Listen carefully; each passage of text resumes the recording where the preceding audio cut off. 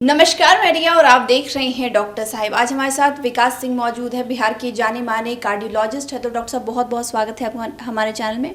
धन्यवाद। डॉक्टर साहब, पेसमेकर जो हार्ट की बीमारियों में लगाई जाती हैं, तो इसका पहले तो कि ये पेसमेकर होता क्या है, लोग ये जानने की कोशिश करते हैं कि पेसमेकर क्या होता है, इसका जो काम है वो क्या होता है।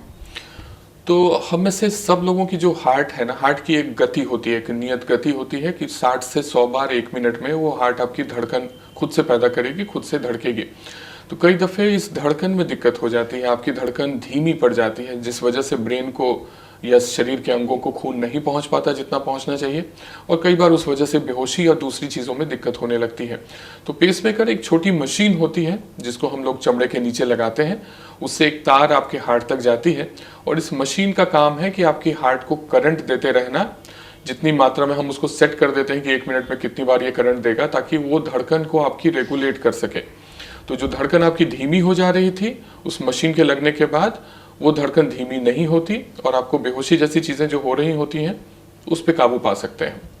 अगर बात करें कि कब लगाने की ज़रूरत होती है, लोग कैसे समझे कि उन्हें अब पेसमेकर लगवाना चाहिए।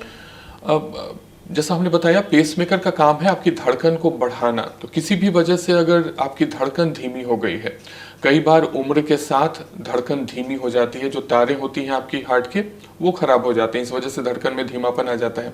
कई बार कुछ इन्फेक्शंस की वजह से हार्ट की धड़कनें धीमी पड़ जाती हैं।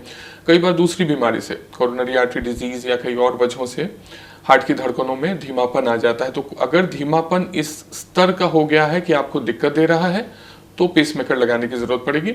पेसमेकर की तरह ही कुछ और भी दूसरी मशीन्स होती है, जिसको भी लोग आम बोलचाल की भाषा में पेसमेकर ही कहते हैं। हम लोग उसको AICD या CRT कहते हैं। वो सब एडवांस डिवाइसेस हैं जिनका काम केवल धड़कन को तेज करना ही नहीं, तेज धड़कन को धीमा करना भी होता है। तो वो अलग अलग केसेस में हम लोग मरीज की कंडीशन के हिसाब से प्रिस्क्राइब करते हैं। तो पेसमेकर लगाने के बाद भी किसी तरह की लोगों को सावधानियां बरतनी पड़ती है। जी ज़रूर। इनफैक्ट शुरू के कुछ हफ्तों में 4 से 6 हफ्ते आपको विशेष ध्यान रखने की ज़रूरत पड़ती है, ताकि उस जगह पे जहाँ से पेसमेकर आपका लगाया गया हो वहाँ इन्फेक्शन ना हो। कई बार जो तारें होती हैं जो आपकी हार्ट तक जाती हैं, वो तारें ना खींचें, इसलिए डॉक्टर्स आपको एडवाइस करते हैं कि कंधे की या उस हिस्से की मूवमेंट्स ज़्यादा ना हो। ये सब शुरुआती कुछ समय के लिए ही एहतियात होते हैं। हाई वोल्टेज ट्रांसफार्मर्स हो गए जहां पर जाने से बचने के लिए कहा जाता है, या कोई भी ऐसा फील्ड जहां इलेक्ट्रोमैग्नेटिक वेव्स का इंटरफेरेंस हो सकता है, उससे कई बार पेसमेकर के कामकाज पे फर्क पड़ता है। तो कुछ छोटे छोटे एहतियात तो रखने की जरूरत पड़ती है। बाकी मोटे तौर पे आज के पेसमेकर्स बहुत सेफ हैं, और इनको लगाने के बाद आपकी जिंदगी काफी हद तक वैसी ही हो सकती है जैसे वो पहले हुआ करती थी। डॉक्टर साहब, जो आपने बताया कि पेसमेकर की जैसी भी बहुत सारी मशीनें होती हैं जो पेसमेकर की तरह ही काम करती है, हृदय की जो गति होती है उसको बढ़ाने का काम करती है, तो ये उसी टाइम लगाई जाती है या फिर समय जैसे बदलता है और ज़्यादा सीवियर केस होता है उसमें लगाने की ज़रूरत होती है?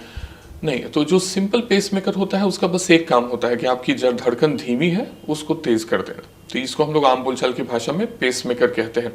अब कुछ एडवांस पेसमेकर होते हैं जैसे AICD। तो कई बार कुछ बीमारी ऐसी होती है जिसमें आपकी धड़कन धीमी के साथ साथ तेज भी बहुत ज़्यादा निकल जाती है, जिस वजह से भी खतरा होता है। तो ये मशीन्स AICD, या इसको हम लोग फुल फॉर्म कहते हैं ऑटोमेटेड इम्प्लांटेबल कार्डियोवर्टर डिफिब्रिलेटर। तो ये बहुत एडवांस, बहुत अच्छी मशीन्स आती हैं, थोड़ी महंगी मशीन्स भी हैं। इनको लगाने से आप धीमी धड़कन को ये मशीन तेज भी कर सकती है और तेज धड़कन को धीमी भी कर सकती है। इसके ऊपर भी एक मशीन आती है जिसको हम लोग CRT कहते हैं या कॉम्बो डिवाइस कहते हैं। कई बार आपकी हार्ट कमज़ोर भी होती है, साथ साथ धड़कन की भी दिक्कत होती है, तो वैसी सूरत में ये मशीन्स लगाई जाती हैं CRT, जिनसे धड़कन की भी परेशानी पे काबू पाया जा सके, और जो आपकी हार्ट की कमज़ोरी है उसको भी दूर किया जा सके। तो शुक्रिया डॉक्टर साहब, जो आपने जानकारी दी उसके लिए बहुत बहुत शुक्रिया। Thank you. तो आप डॉक्टर विकास सिंह को सुने थे, जिन्होंने इतनी सारी जानकारी हमारे साथ पेसमेकर के बारे में साझा की है। आप इस विषय में क्या सोचते हैं, हमें कमेंट कर जरूर बताएं। चैनल को सब्सक्राइब कर लें, फेसबुक पेज को लाइक कर लें। साथ ही डॉक्टर साहब से आपके क्या सवाल है हमें कमेंट करिए, मेल के माध्यम से भेज सकते हैं। वीडियो देखने के लिए आपका शुक्रिया।